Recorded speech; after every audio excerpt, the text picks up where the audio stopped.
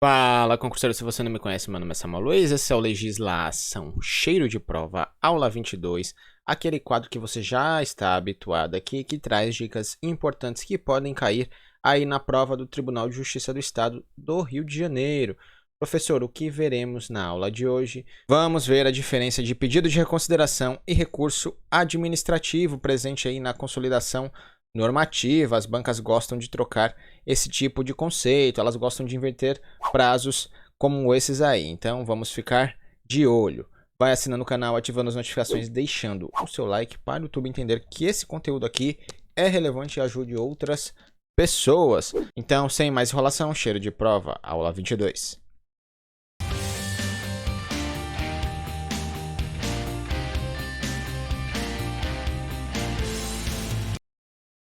Primeiro, pedido de reconsideração das decisões do Corregedor-Geral de Justiça. Então, vamos analisar o primeiro recurso aqui, né? Que é o pedido de reconsideração. Pedido de reconsideração é quando a autoridade profere uma decisão, você pode pedir para essa mesma autoridade rever a sua decisão, né?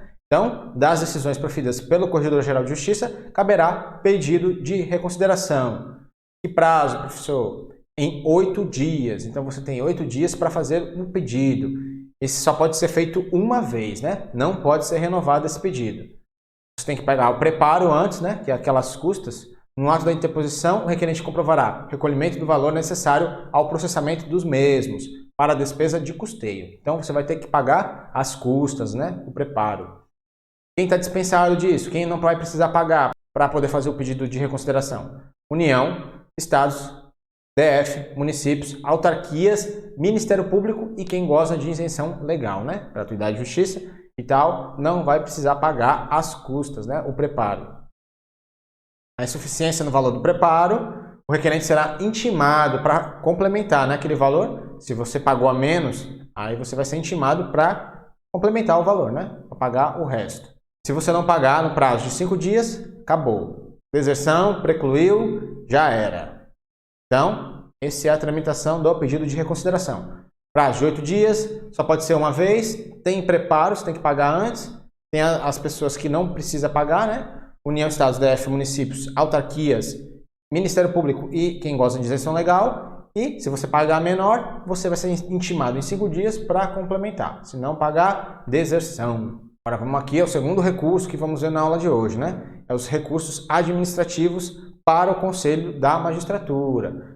Recurso do quê? Das decisões do corregedor, dos atos administrativos do corregedor, do indeferimento de pedido de reconsideração para o corregedor. Então, de tudo isso aí que for competência do corregedor, vai caber recurso administrativo para o Conselho da Magistratura, no prazo de 8 dias. Lembrando que é recurso administrativo, do quê? Das decisões do corregedor, dos atos administrativos do corregedor e do indeferimento do pedido de reconsideração, no prazo de 8 dias. Vai poder ser impetrado recurso lá no Conselho, né? Pensa assim, corregedor, Conselho, né? O Conselho está acima do corregedor. O Conselho vai julgar os recursos advindos da Corregedoria. Também vai julgar os recursos administrativos das decisões administrativas de quem? Dos juízes auxiliares da Corregedoria e dos juízes dirigentes dos núcleos regionais. Pena de quê? De advertência, repreensão e multa. Cabendo ao corregedor, antes disso, fazer o juízo de reconsideração. Então me explica aí, professor, como é que vai se dar isso daí. Digamos que você é um serventuário lá do Poder Judiciário do Estado do Rio de Janeiro, né? Trabalha lá numa serventia. Então, aí vai vir uma correição daquela, encontra uma irregularidade sua lá, você não está fazendo trabalho a contento, você fez alguma besteira. Então, vem o corregedor e aplica uma advertência em você, né?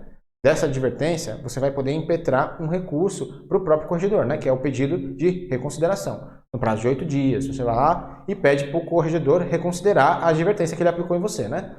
Aí, vamos lá. O corregedor pode reconsiderar, beleza, aí ele tira a advertência. Ou ele pode não reconsiderar. Desse pedido de reconsideração que ele negou, você vai poder impetrar outro recurso, agora acima dele, ao Conselho da Magistratura, né? Também no prazo de 8 dias.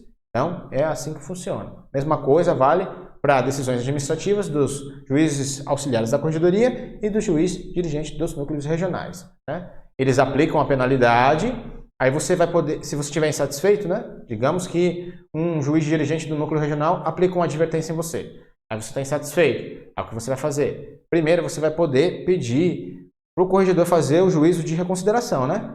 Ele vai poder reconsiderar aquela decisão do juiz dirigente do núcleo regional. Quem vai fazer esse juízo de reconsideração é o corregedor. Então, ele vai poder ou não fazer esse juízo de reconsideração. Aí depois tem os recursos, né, para o conselho, se ele não reconsiderar. Aqui é o processamento, né? Mesma coisa do pedido de reconsideração. Os recursos administrativos ao conselho também serão no prazo de 8 dias. Você vai ter que pagar o preparo, né, para despesas de custeio. Tem aquelas entidades, tem aquelas... Então vamos agora ao processamento desse recurso administrativo no conselho, né? É a mesma coisa do pedido de reconsideração, lá para o corregedor. Aqui vale a mesma coisa para o Conselho da Magistratura, né? Os recursos administrativos para o Conselho da Magistratura têm que ser interpostos no prazo de 8 dias da decisão.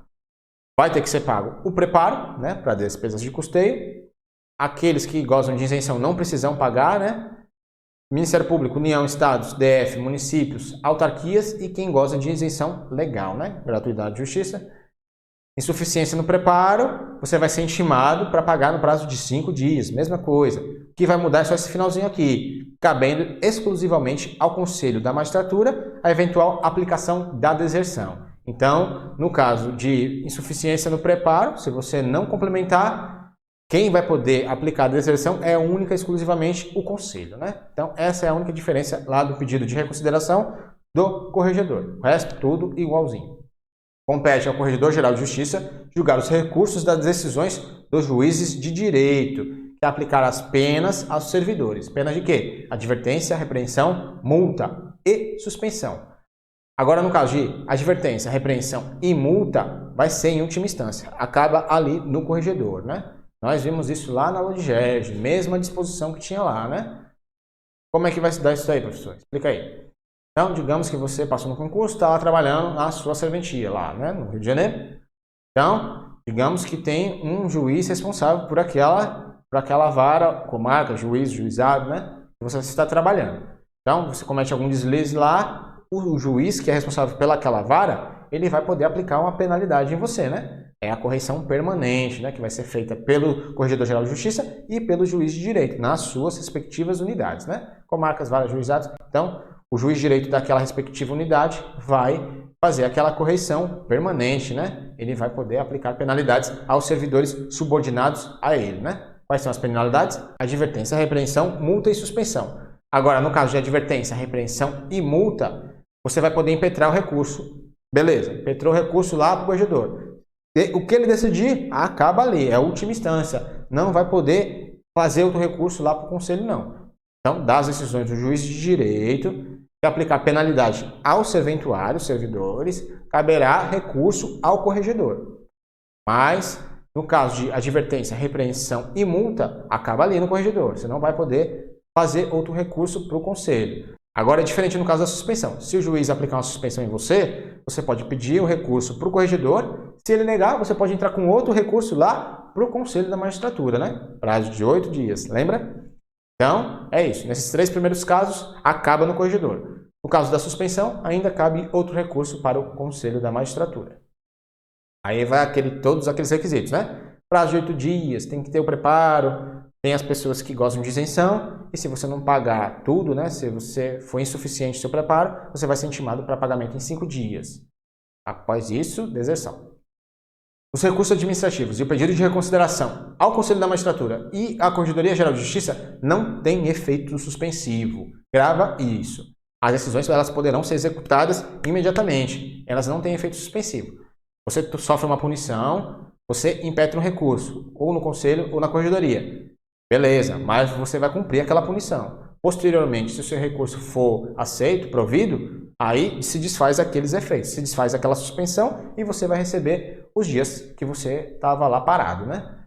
Então, os recursos administrativos e o pedido de reconsideração não têm efeito suspensivo. Essa é a regra, né? Mas, como sabemos, no direito toda regra tem a sua exceção, né? Havendo receio de prejuízo, de difícil reparação ou incerta reparação, decorrente da execução da pena lá, aplicada, né, o Corregedor-Geral de Justiça poderá atribuir efeito suspensivo. De ofício, quando ele vê que pode ter um prejuízo ali, ou a requerimento. Você vai dizer, ó, corregedor, eu vou ter um prejuízo gigantesco aqui se eu for cumprir essa penalidade. Então, o corregedor vai lá poder atribuir efeito suspensivo, né? De ofício ou a requerimento. Finalizamos aqui mais uma aula daquele quadro que você já está habituado, cheiro de prova. O que vimos aqui na aula de hoje, a diferença entre pedido de reconsideração e recurso administrativo, onde na consolidação normativa. As bancas gostam de inverter esse tipo de conceito, hein? Então vamos ficar ligados. Se você gostou da aula, se ela foi útil para você de alguma forma, assine o canal, ative as notificações, deixe o seu like, coloque algo nos comentários, dúvidas, sugestões ou reclamações. Mais dicas e informações no Instagram. Eu fico por aqui. Até a nossa próxima aula, sempre 8 da noite. Meu nome é Samuel Luiz e você está no Legislação.